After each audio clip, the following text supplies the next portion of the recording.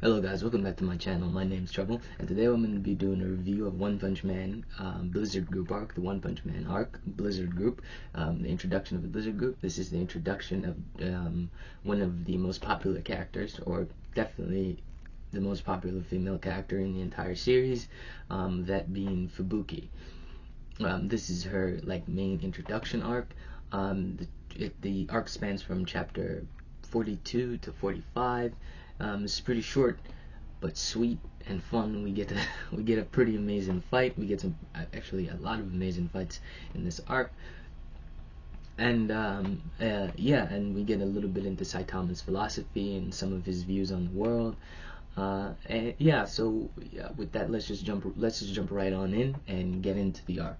So the arc opens up and we see Fubuki and two of the members of the Blizzard Group, that being Mountain Ape and Eyelashes, appearing outside of the compound or the entrance to Saitama's home. And they're there to basically newbie crush him because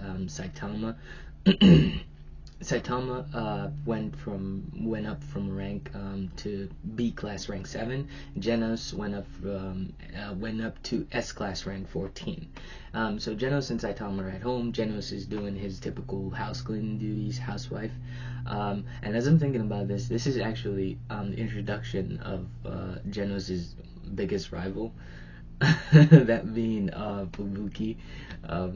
Just thinking about the whole house cleaning thing, uh, especially in the hot pot story arc, not story arc, chapter, back in, I think it's chapter 89, chapter 89, 88, hot pot. So anyway, so the gang all arrives, and so the gang's there, and while Genos is cleaning the house, Genos detects something moving very fast. Not wanting to disrupt Saitama playing his game, Genos decides to go outside and see what it was. And what he runs into is Sonic. and Sonic says to Genos, is like, "Hey, I'm here. I'm Saitama's rival." And Genos goes, "Lol." And Genos goes, "Lol." And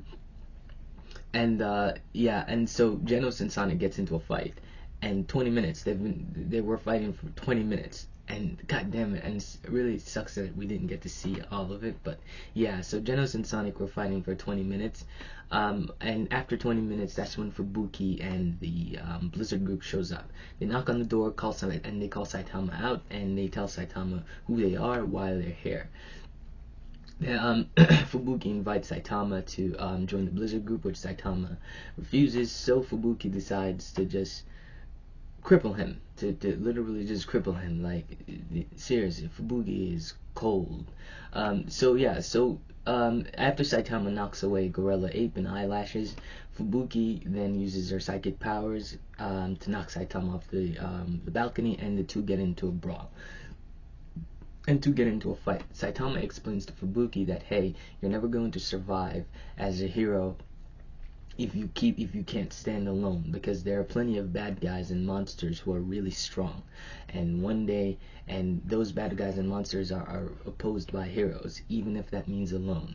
One day you're gonna come across a monster who's really strong, and you're gonna end up crying because your subordinates won't save you, spending all your time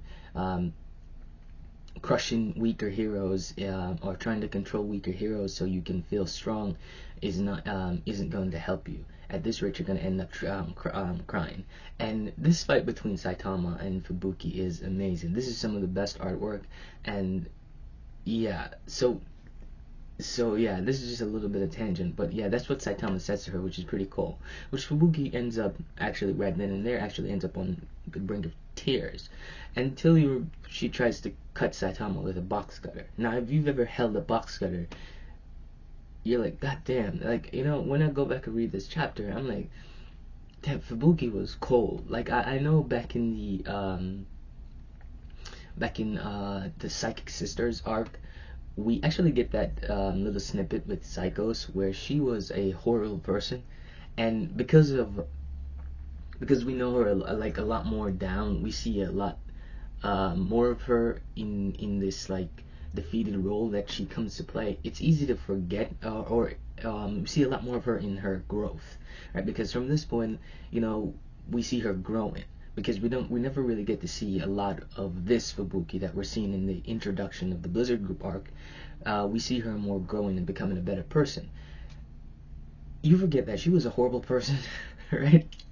Because, excuse me, because you sit there and you think about it, like, the shit that she's doing to Saitama, the shit that she's trying to do to Saitama in this arc, you're like, what the fuck? And then you sit there and you think about it, like, how many heroes did she do this to, who weren't Saitama, who weren't strong enough to stop her? How many of those heroes went through that? Right? Because even then, she told Mountain Ape and Eyelashes to beat Saitama so he could never work as a hero again. And then you have to sit there and you think, what the fuck? Like, and you're sitting there, Jesus Christ, Fubuki. Like, oh my god. But anyway, right as that's happening, that's when Saitama knows, that's when Sonic and Genos comes back into the fray. And they're still fighting. Genos sets up a huge ass explosion, and Saitama jumps in front of Fubuki to protect her from Genos' explosion. And Genos was like, oh yeah, I'm sorry I kicked up this little bit of dust. And Saitama was like, this isn't exactly what I'd call a little bit of dust, right? And which shocks Fubuki, because Saitama is hanging out with an S-class hero, which Fubuki just loses her mind. It's like, and Genos tells, like, I'm his disciple. Genos, as Fubuki's like, what? Disciple? And yeah. And then Sonic uses his exploding shuriken, stealing the center stage as he does. Sonic and Genos then gets into a huge fight, and this is a huge pet peeve of mine. I know everybody. It's like a general consensus in the One Punch Man community that Season 2 was just a fucking mess. Season 2 animation of One Punch Man was just a fucking mess. But for me, this is a part of the Season 2 anime that just pisses me off the most, because, like, this fight with Genos and Saitama and Sonic is one of my favorite fights. One of my favorite Genos solo fights. What's the period?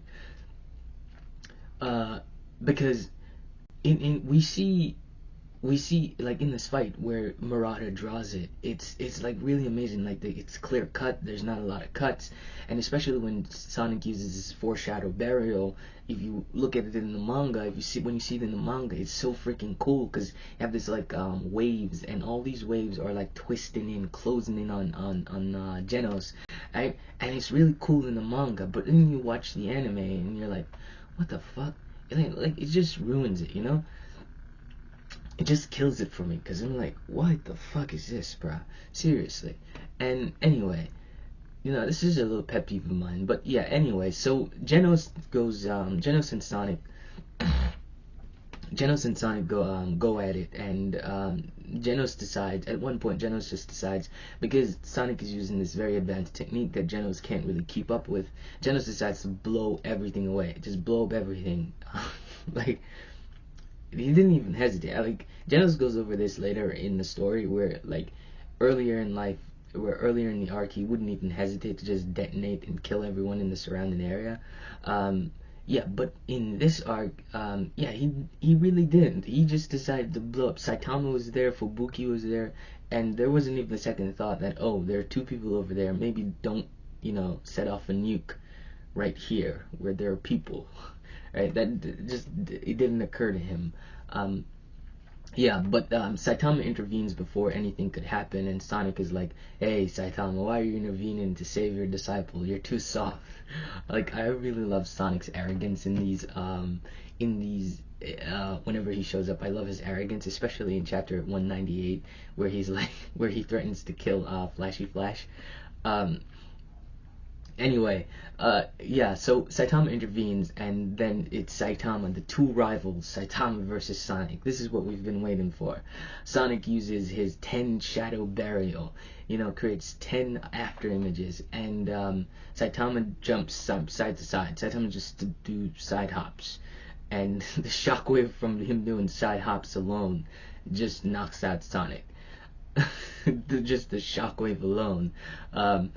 Yeah, so with that, Sonic just runs off and vows that he'll get him next time. I'll get you next time, Saitama. Yeah, which Fubuki's just losing his her mind at this because she's like, what the hell is going on? So the next chapter, which is chapter 45, I was gonna say 145, I mean 45, is Fubuki going over, like, her backstory. She explains to us that she's the little sister of Tatsumaki, and Tatsumaki is the strongest Esper in the world. And because her sister exists, she could never be the best at anything. If it wasn't for Tatsumaki, she would be number one, but Tatsumaki exists. And because of that, she can't be anything.